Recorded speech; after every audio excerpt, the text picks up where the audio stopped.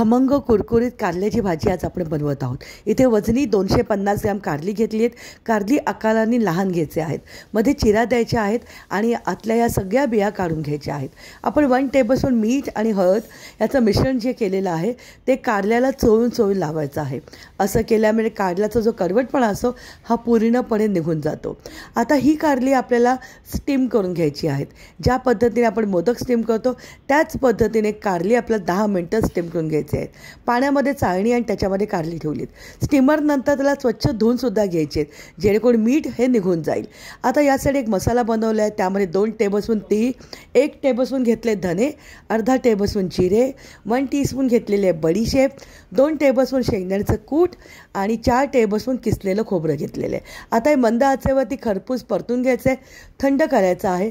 Mixer जारमध्ये 1 teaspoon घातलेला आहे मी लाल मिरची पावडर, चवीप्रमाणे परत मीठ, हळद घेतलेला आहे, 1 टेबलस्पून टाकलेला मी चिंचेचा कोळ, चवीप्रमाणे आलं लसूण पेस्ट घातलेली आहे, हिंग घातला आहे पाव चमचा आणि 1 टेबलस्पून गूळ घातलेला आहे। खमंग असा आतला हे सारण तयार झालं पाहिजे।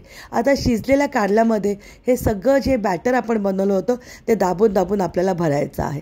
मंद आचेवरती 10 मिनिटं ह्याला 3 ते 4 टेबलस्पून तेलामध्ये खरपूस दोन्ही बाजूने परतून घ्यायचं आहे।